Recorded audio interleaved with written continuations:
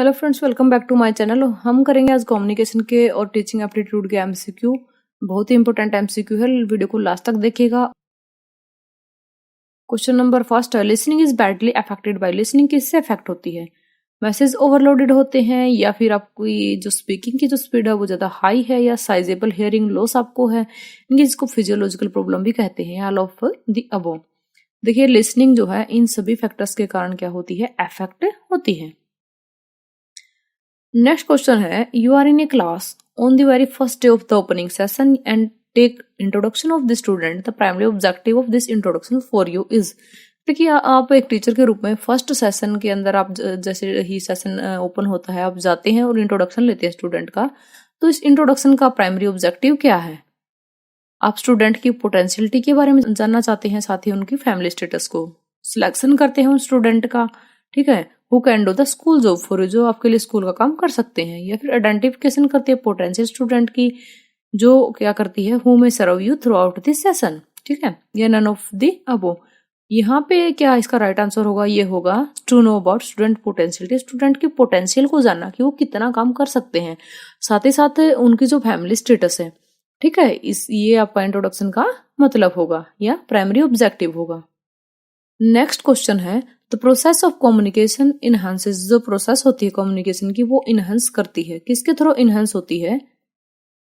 Belongings के through, या फिर security and freedom to make choices, या informality of meetings and avoidance of pressure, या फिर ऑल ऑफ दिस। जो प्रोसेस होती है कम्युनिकेशन की वो इनहांसेस होती है ऑल ऑफ दिस की। जो आपके आसपास के लोग हैं उनसे भी आपकी कम्युनिकेशन की जो प्रोसेस है वो इनहांस होती है, या सिक्योरिटी और जो फ्रीडम आपको मिली है चॉइस करने की उनसे भी वो क्या होती है? इनहांस होती है। तो इसके राइट आंसर क्या है? All of this.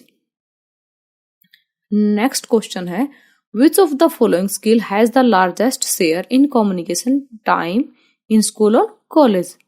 ठीक है, राइट आंसर आपको चूज करना है listening, reading, writing and speaking. तो इनमें से कौन सा ऐसा स्किल है जो लार्जेस्ट शेयर करता है, यानी कि आपको ज्यादा बेनिफिट पहुंचाता है कम्युनिकेशन के अंदर? ठीक है, स्कूल और कॉलेज टाइम में। तो ये होगा आपका लिसनिंग। नेक्स्ट क्वेश्चन है, while teaching in the class one of your student pointed out sharply your mistakes, what will you do in such a condition? देखिए, आप क्लास के अंदर टीचिंग कर रहे हैं और आपका एक स्टूडेंट है जो आपकी गलतियां निकाल रहा है। तो उस टाइम पे आप ऐसी कंडीशन में क्या करेंगे? आप क्लास को छोड़ देंगे उस दिन, या फिर आप स्टूडेंट को जो है गुस्से से उसको ताड़ेंगे, डांटेंगे, या फिर आप अपने जो गलती की है उसके लिए सॉरी फील करेंगे, या फिर आप कोई भी इमोशन शो नहीं करेंगे? देखिए, जब आपने गलती की है तो आप क्या करेंगे? सॉरी फील करेंगे। तो राइट आंसर यही होगा। नेक्स्ट क्वेश्चन है, if a group of student enter your room and abuse you and behave violently with you at that time, how would you control your emotions? एक student का group आपके room के अंदर enter करता है और आपको गालियां देना शुरू कर देता है, तो आप उनके साथ किस तरह से बिहेव करोगे? ठीक है, you will react in similar tone. आप उनके साथ उसी तरह बिहेव करोगे जैसे वो आपके साथ करते हैं। ठीक है, या फिर आप first you will try to pacify their emotions then ask politely about their behaviour, या फिर you will feel ashamed among your teaching community, या फिर you will report the case to the principal with recommendation of punitive measures. देखिए, अगर कोई भी student एकदम से आपको गाली देने लग जाते हैं तो इसका राइट आंसर होगा कि आप किस तरह से बिहेव करते हैं। तो इसका राइट आंसर होगा, सबसे पहले तो आप देखने की कोशिश करेंगे उनके इमोशंस क्या है, आप उनको समझने की कोशिश करेंगे। उसके बाद आप उनको पोलाइटली बोलोगे कि किस तरह से वो ऐसा बिहेवियर जो है कर रहे हैं। बेटर क्लासरूम मैनेजमेंट मीन्स, जो बेटर क्लासरूम मैनेजमेंट होती है उसका क्या अर्थ होता है? जो पर ग्रुप वर्क होता है और बेटर इंटरेक्शन होता है पीपल्स के अंदर, period preparation of teacher in the making of stable aids, getting the attention and cooperation of all the student before starting the class, all of this. देखिए, better classroom management के अंदर क्या होता है? Getting the attention and cooperation all the student. जैसे ही आप कोई भी काम करना स्टार्ट करते हैं तो उससे पहले सारे स्टूडेंट का ध्यान उसकी तरफ होना चाहिए और स्टूडेंट का कोऑपरेशन आपके लिए जरूरी होता है, तभी आपकी क्लासरूम मैनेजमेंट बेटर होती है। नेक्स्ट क्वेश्चन है, all are the example of media of two way communication except. कहता है कि सारे के सारे टू वे कम्युनिकेशन का जो मीडिया है उसके एग्जाम्पल है, बट ये नहीं है पब्लिक मीटिंग, पदयात्रा, स्ट्रीट प्लेस, या फिर प्रोसेकेशन एंड रिलीज। देखिए फ्रेंड्स, इसके अंदर से जो स्ट्रीट प्लेज है यानी कि जो नुक्कड़ नाटक होते हैं वो टू कम्युनिकेशन का एग्जाम्पल नहीं है, बाकी सारे के सारे क्या है, टू वे कम्युनिकेशन का एग्जाम्पल है। Which of the following can not be a good way of communication in promoting literacy among villagers? कौन सा एक अच्छा वे नहीं होता जब आप विलेजर्स को जो है लिटरेसी यानी कि पढ़ना लिखना उनको सिखाते हैं, उसको प्रमोट करने में? डेमोन्स्ट्रेशन है, रीडिंग एंड राइटिंग है, providing material on TV and film projector, या फिर large group discussion?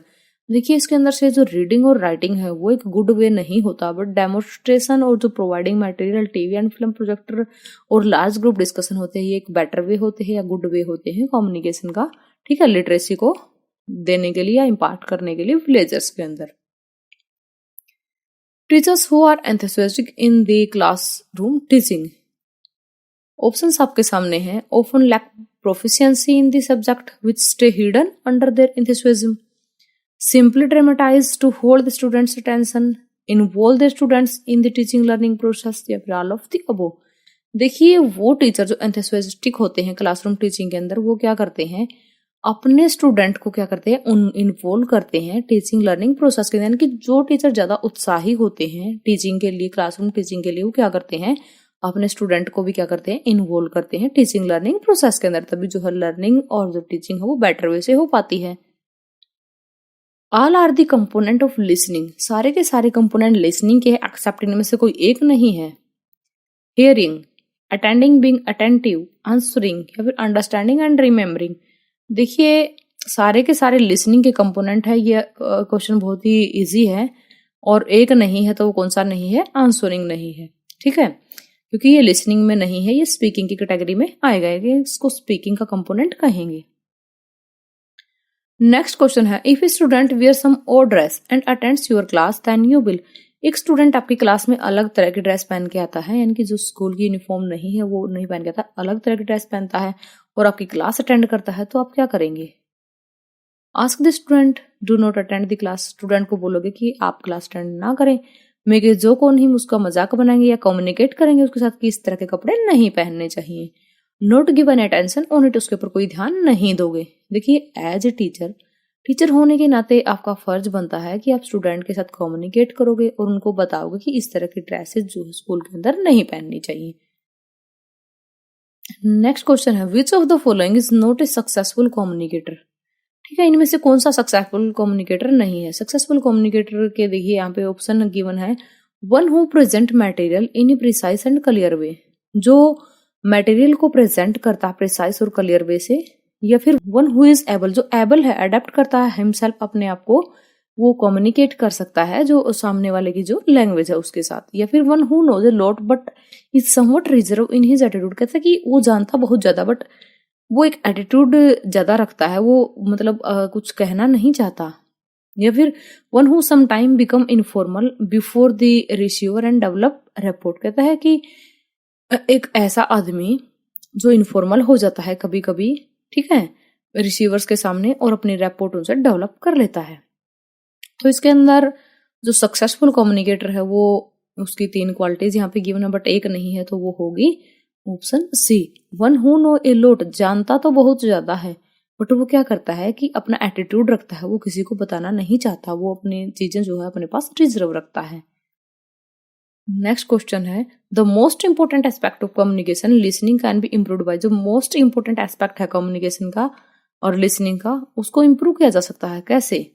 Making the attention fully paid, making the communicated material novel, interesting and need based, making voice effective and impressive, all of the above. तो right answer होगा all of the above, कि जब आप अपने communication और listening को जो है इम्प्रूव करना चाहते हैं तो आपको अटेंशन भी देना होगा, इनकी फुल अटेंशन आपको देना होगा, साथ ही साथ जो कम्युनिकेटेड मटेरियल है वो नॉवल, इंटरेस्टिंग होना चाहिए और नीड बेस्ड होना चाहिए, ठीक है, और आप अपनी वॉइस को इफेक्टिव और इम्प्रेसिव बनाएंगे। नेक्स्ट क्वेश्चन है, which of the following step would you consider first as an effective communicator? Select the channel of communication, plan and evaluation procedure, specify the objective of the communication, या फिर identify various media of communication। देखिए यहाँ पे कहता है कि कुछ step होते हैं जो आप कंसिडर करोगे फर्स्ट इफेक्टिव कम्युनिकेटर बनने के लिए। तो उनमें से क्या है, स्पेसिफाई करोगे आप अपने ऑब्जेक्टिव ऑफ कम्युनिकेशन को, इनके आपके कम्युनिकेशन के ऑब्जेक्टिव क्या है, तभी क्या है एक इफेक्टिव कम्युनिकेटर बन पाओगे। Thanks for watching friends.